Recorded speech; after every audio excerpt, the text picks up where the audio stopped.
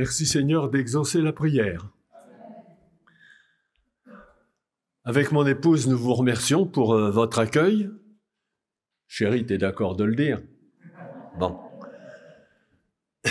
Et puis merci aussi pour le bon repas. Vous avez bien travaillé. Alors pour ce qui est de la suite de la réunion, peut-être qu'on va pas trop s'attarder, parce qu'on a un peu plus de 120 km à faire. Donc l'intention est bonne. Peut-être que mon cadeau de mariage voudra un petit café, mais ça vous verrez avec elle. Voilà, nous aimerions maintenant nous attarder sur l'essentiel, ce qui est capital, ce qui a déterminé pour nous notre passé, notre présent, mais aussi qui a déterminé notre futur. C'est une rencontre personnelle, intime, avec la personne de Jésus. Et si vous ne l'avez pas encore fait cet après-midi, eh bien, avec mes mots, parce que je vais essayer de ne pas être trop difficile à ce que vous compreniez. Vous savez, je viens d'un milieu où mon père était horticulteur. J'ai connu le monde de la ferme, le monde du travail. Je ne suis pas né pasteur, hein. Le Seigneur qui m'a appelé en son temps pour pouvoir porter la parole. Nous allons nous attarder sur cette parole que la lettre qui nous est donnée aux Hébreux, au chapitre 13 et au verset 8, nous laisse, et c'est sur cette parole que je vais partager le plus simplement possible ce qui est essentiel pour votre passé, votre présent, mais aussi pour votre futur. Donc, Hébreux, chapitre 13, verset 8. Il nous est dit ceci: Jésus-Christ est le même hier et aujourd'hui et éternellement. Il y a eu donc un hier, il y a aussi un aujourd'hui avec Jésus et pour Jésus, et il y aura aussi un éternellement avec le Seigneur Jésus. Alors il est important que nous puissions être au clair avec les réalités de Dieu et permettre ainsi de régler ce qui est du passé. Les choses passées, on ne peut pas les rattraper, mais il faut quand même les régler. Le temps présent que nous sommes amenés à vivre, ça dure quelques fractions de secondes, puisqu'on passe déjà à la seconde et les minutes qui suivent. Mais il y a l'éternel qui est devant nous, l'éternité. Il y a le futur. Et le futur, il faut aussi le préparer.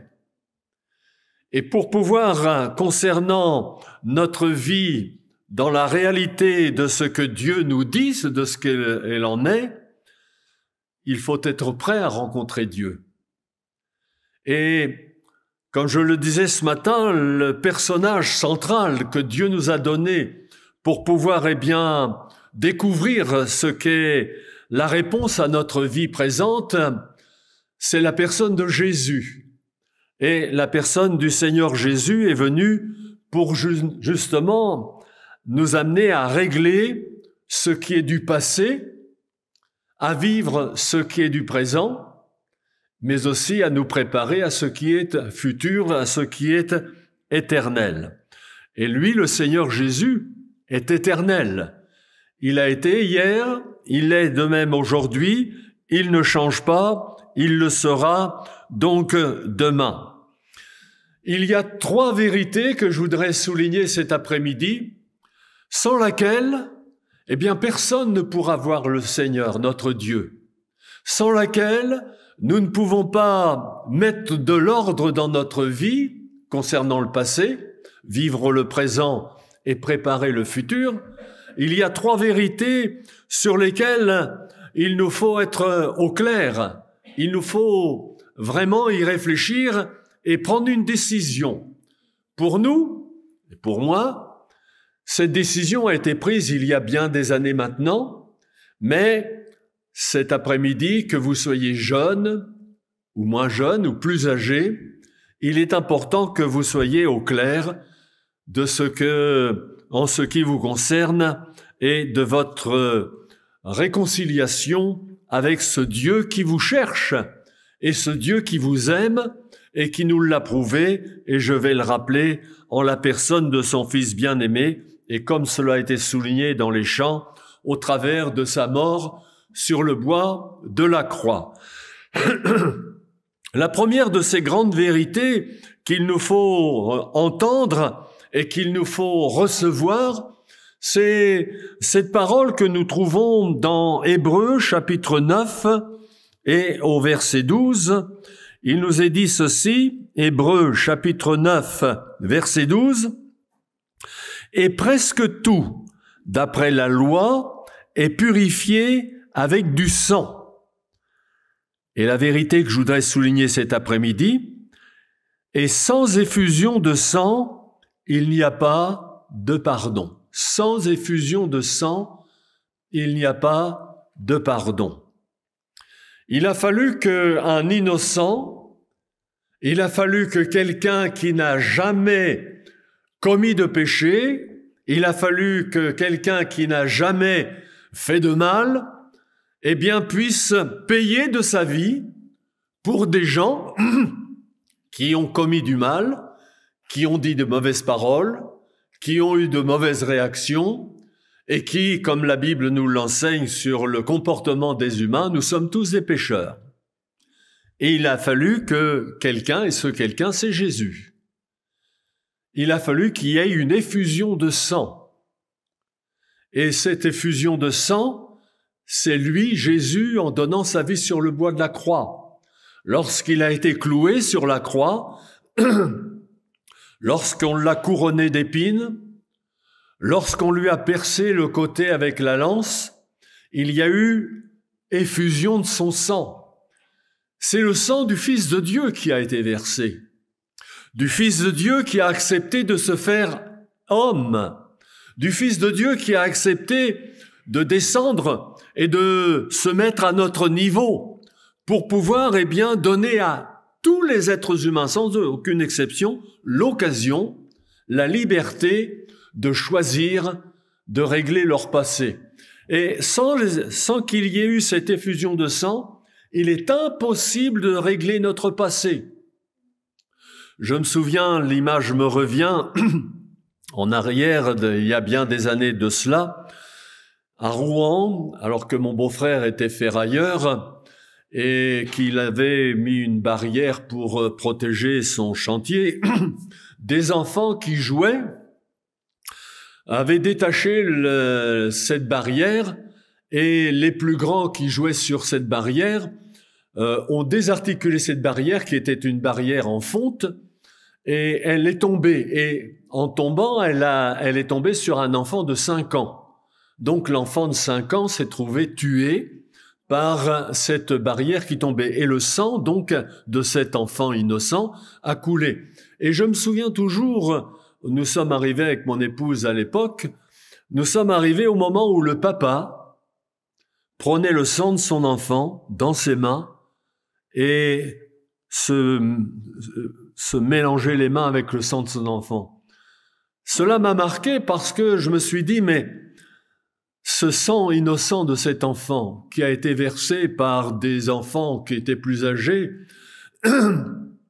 et qui, au prix de leurs bêtises, ont fait mourir cet enfant. Et ce papa qui, voyant le sang de son propre fils, mais mettons-nous à la place de Dieu, voyant son propre fils, mettons-nous à la place de ce Dieu 3 fois saint, voyant que nous, les humains, nous avons trouvé comme place unique pour pouvoir régler le compte à ce Fils de Dieu, de le clouer sur la croix. Dieu a regardé son Fils, donnant sa vie pour des hommes et des femmes qui n'étaient pas des innocents. Et pour régler le passé, pour régler ce que nous avons pu vivre avant de connaître le Seigneur, eh bien, il fallait qu'il y ait une effusion de sang. La mort de Jésus sur le bois de la croix.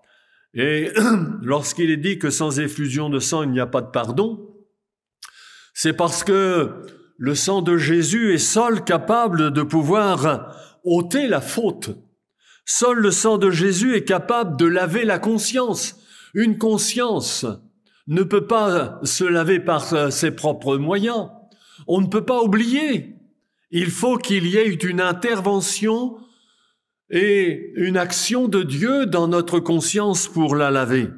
Et seul le sang de Jésus est capable d'ôter le péché. Seul le sang de Jésus est capable de délivrer de ce passé. Et seul le sang de Jésus est capable de pouvoir nous donner, d'avoir des certitudes pour notre aujourd'hui. C'est pour cela que Jésus-Christ est le même hier, en mourant sur la croix, pour que notre hier puisse être réglé. Alors on peut avoir une belle façade, mais le hier, il existe tant qu'il n'est pas effacé par l'œuvre que le Seigneur Jésus a accomplie sur le bois de la croix. Et cet après-midi, c'est impératif. Si vous voulez la paix de l'âme, si vous voulez assurer votre présent, mais aussi votre futur, il faut qu'il y ait une rencontre personnelle cet après-midi avec la personne de Jésus qui n'est plus sur une croix, mais qui est ressuscité d'entre les morts, et que vous puissiez, lui permettre que le sang qu'il a versé lave votre vie, lave votre conscience et vous donne un cœur nouveau. Ça, c'est la première des grandes vérités. On ne peut pas, en adoptant une religion, on ne peut pas, en faisant des bonnes œuvres, régler notre passé. C'est impossible. Seul le sang de Jésus nous purifie de tout péché. Et c'est important de rappeler la raison pour laquelle Jésus est mort sur le bois de la croix. La deuxième grande vérité qui est indispensable à entendre, mais aussi et surtout à recevoir, c'est celle que nous rappelle la lettre aux Hébreux au chapitre 11 et au verset 6. Hébreux chapitre 11, verset 6. Voilà ce qui nous est dit. Or, sans la foi, il est impossible de lui être agréable, car il faut que celui qui s'approche de Dieu croit que Dieu existe et qu'il est le rémunérateur de ceux qui le cherchent. Or, sans la foi, il est impossible d'être agréable à Dieu. C'est indispensable que nous puissions, mettre en action notre confiance, puisqu'on ne peut pas changer notre hier par nous-mêmes, puisque nous ne pouvons pas régler notre vie pour aujourd'hui.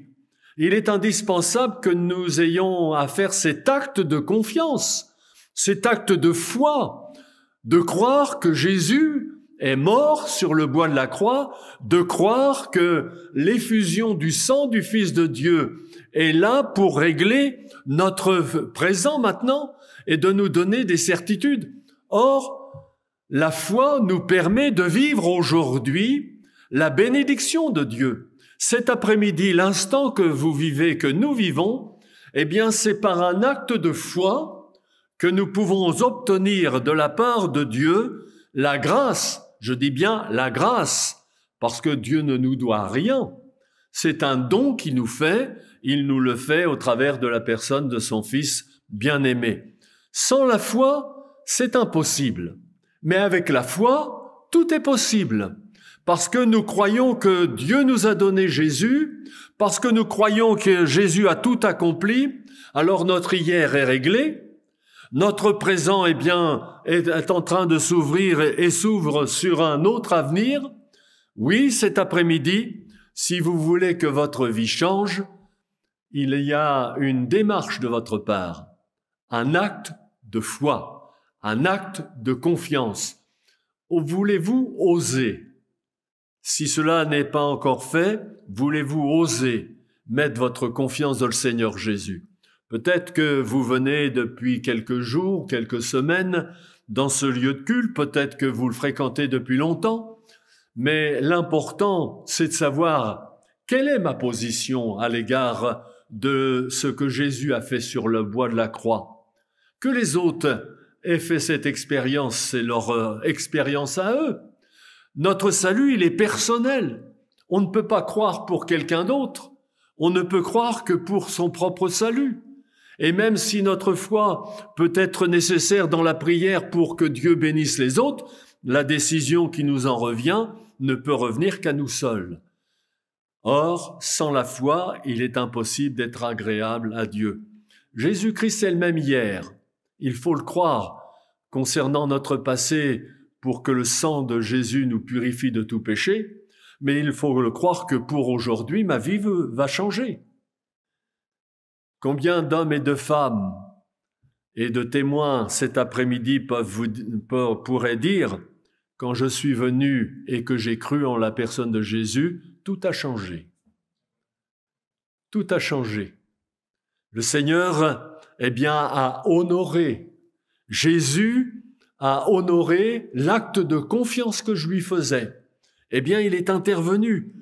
Alors souvent, quand nous venons pour les premières fois dans un lieu de culte semblable à celui-ci, nous y venons parce qu'il y a la maladie, parce qu'il y a l'épreuve, ou même des fois parce qu'on fait plaisir à quelqu'un. Mais peu importe la raison, c'est pour nous amener à être confrontés à cette réalité.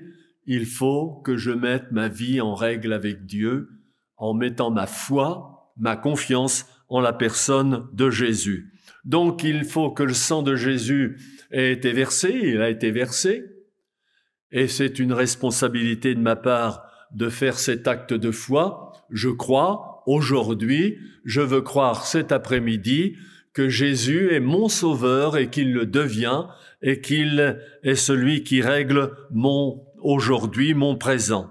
Et puis il y a cette troisième vérité sans laquelle nous ne pouvons pas voir non plus le Seigneur et à laquelle il est important aussi de se rappeler. Nous trouvons cette parole dans Hébreux chapitre 12 verset 14. Hébreux chapitre 12 verset 14, il nous est dit ceci: « Recherchez la paix avec tous et la sanctification sans laquelle personne ne verra le Seigneur. » La sanctification sans laquelle personne ne verra le Seigneur. Il y a un futur. Alors il y a un futur terrestre si Dieu nous prête vie, mais il y a un futur qui est certain, c'est l'éternité après cette vie terrestre. Et cette parole, elle est importante, elle est capitale. Jésus-Christ est le même hier, aujourd'hui, pour que nous puissions prendre les bonnes décisions, mais éternellement. Et pour vivre cet éternellement avec lui, il faut que dans notre aujourd'hui, il y ait un acte de foi, mais il y ait aussi cette réalité à comprendre et permettre à Dieu de nous donner de la vivre, que sans cette vie sainte, sans cette vie que l'on met à part pour Dieu, sans cette vie de sanctification, personne ne verra le Seigneur.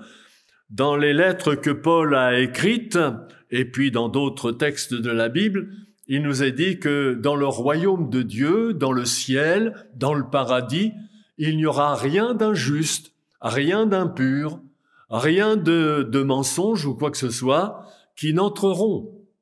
Mais seuls ceux et celles qui, ayant mis leur foi dans la personne de Jésus et qui, ayant permis au Seigneur de leur donner de vivre cette vie nouvelle, pourront entrer dans ce royaume de Dieu. Alors, la sanctification ou la mise à part pour Dieu, une vie sainte, ce n'est pas le produit de nos propres efforts, mais c'est quand même une réalité qu'il faut que nous puissions entendre parce qu'il y a des progrès à faire. Je deviens chrétien un jour, non pas par un baptême de bébé, je deviens chrétien par une décision personnelle parce que je crois que Jésus est mort pour moi, parce que je me suis repenti ou j'ai demandé pardon, je me suis donné, donc converti au Seigneur, et puis après il y a toute une marche qui se fait. Alors, pour vous encourager, c'est ce que je disais souvent à ceux qui donnaient leur cœur au Seigneur, ne regardez jamais aux autres. Vous savez, quand un bébé vient au monde, on peut pas demander au bébé qui vient au monde d'être comme un papy qui a bientôt 80 ans, de faire les mêmes choses. C'est pas possible. Mais le Seigneur nous demande de regarder à lui, c'est ce que je rappelais ce matin. La vie chrétienne, c'est une progression. Et une vie sainte, ce n'est pas le fruit de nos efforts. Jésus est le même hier, aujourd'hui et éternellement. Et c'est lui qui a accompli l'œuvre parfaite pour que nous puissions vivre cette vie nouvelle dans la sainteté. Alors qu'il y ait encore des dérapages, qu'il y ait encore des moments où le Seigneur a besoin de nous rattraper, ça c'est certain. Vous savez, nous avons eu 4 garçons et ils n'ont pas toujours marché droit. Quand on a appris, une fois mariés, toutes les bêtises qu'ils ont fait étant enfants, on s'est dit heureusement qu'on n'a pas su tout. Mais quand nous savions ce qu'ils faisaient et que nous les redressions, que nous les reprenions, c'est pas pour ça qu'on a dit à nos enfants, vous n'êtes plus nos enfants parce que vous avez fait des bêtises. Eh bien, Dieu, c'est pareil. Si nous sommes vrais avec lui, ce n'est pas parce qu'il y a un faux pas qu'il nous met de côté et qu'il nous rejette, mais il nous fait progresser dans la sanctification de jour en jour, de progrès en progrès. Et c'est dans cette mesure de vie que vous allez vous engager, chers amis, cet après-midi. Ne faites pas une montagne de la réalité de ce que Dieu attend de vous. Je le rappelais ce matin et j'aime le rappeler parce que c'est un texte qui est pour moi très important. Lorsque l'apôtre Paul dit dans sa première lettre aux Corinthiens au chapitre 1er, lorsqu'il dit que Jésus-Christ a été fait pour nous, c'est Jésus qui a été fait de la part de Dieu pour nous. Sagesse, justice, sanctification et rédemption, afin que si on se glorifie, eh bien on se glorifie en Dieu. Alors c'est ce chemin-là que le Seigneur nous indique pour que nous puissions eh bien vivre un passé qui est réglé, parce que Jésus-Christ a fait ce moyen de régler ce passé hier, pour que nous puissions vivre dans notre aujourd'hui le pardon de Dieu, si cela n'a pas encore été fait, par un acte de foi, et pour que vous puissiez vous engager vers ce futur et vers l'éternité au travers de ce chemin et de cette vie dans la sainteté. Nous vivons dans un monde qui est souillé, nous vivons dans un monde qui est pollué, perturbé, et nous avons besoin, eh bien, de vivre dans l'équilibre et dans cette communion avec Dieu. C'est une vie paisible, une vie qui est belle, une vie qui est pure, et c'est ce que le Seigneur vous invite à pouvoir prendre comme chemin. Et je me répète, ne regardez pas à ce que peuvent faire les uns ou les autres, regardez à ce que Jésus a fait pour vous et ce qu'il veut vous encourager à vivre dans cette vie nouvelle. Alors je conclus par cette réalité. Avez-vous réglé votre passé par un acte de foi en l'œuvre du sacrifice de Jésus? C'est oui ou c'est non? Voulez-vous le faire maintenant? C'est oui ou c'est non? Et puis, est-ce que vous voulez assurer votre futur en prenant ce chemin dans une vie qui est pure, qui est propre, qui honore Dieu et qui va vous donner une bonne conscience? C'est oui ou c'est non? Maintenant, il y a la liberté et c'est votre choix qui va déterminer pour que votre passé eh bien, devienne beau, parce qu'il est pur devant Dieu, que votre présent devienne beau, et que votre futur aussi soit beau, parce que vous serez et vous devenez enfant de Dieu. Pour nous, c'est sur ce chemin-là que nous avons commencé avec Jésus, et c'est sur ce chemin-là que nous poursuivons. Il est fidèle. Il est fidèle pour nous tenir, il est fidèle pour nous faire progresser, il est fidèle pour nous accompagner dans toutes nos réalités. Voulez-vous nous rejoindre? Et puis que nous ayons la joie un jour d'apprendre que vous vous engagez dans les eaux du baptême parce que vous voulez obéir au Seigneur. Voilà quelques mots. J'ai essayé d'être le plus simple possible, mais c'est le chemin qui nous mène vers l'éternité avec Dieu. c'est le seul chemin, Jésus, parce qu'il est le seul sauveur qui nous a été donné. Alors, nous allons prier quelques instants, baisser nos fronts quelques instants, mais vous laissez en votre âme et conscience de décider pour vous-même. Voulez-vous faire la paix avec Dieu par la foi en la personne de Jésus comme sauveur? Voulez-vous cet après-midi que votre passé, votre présent et votre futur, vous le remettiez entre les mains de Dieu? C'est votre choix. Seigneur, j'ai essayé avec mes mots à rappeler ce que toi, Jésus, tu as fait pour que nous puissions être réconciliés avec Dieu, notre Père. Et dans ce moment capital qui est important, que ton esprit agisse pour éclairer encore et pour amener à réaliser qu'il n'y a que le sang que tu as versé qui purifie de tout péché, pour qui se repent, qu'il n'y a que cet acte de foi dans ton sacrifice qui sauve l'âme et réconcilie avec Dieu, que seule cette décision de te donner leur vie, il y a ce cheminement dans une vie sainte, une vie pure, une vie qui t'honore et qui donne l'éternité avec toi. Merci d'agir dans ces cœurs. Quelques instants de silence, de recueillement, et je vous demande de donner une réponse au Seigneur Jésus. Je vous la demande pas pour moi, mais je vous demande de donner une réponse au Seigneur. Ne rien dire ne règle pas le problème. Ça serait tellement à votre avantage que vous puissiez lui dire « Seigneur, Jésus, sauve-moi cet après-midi ».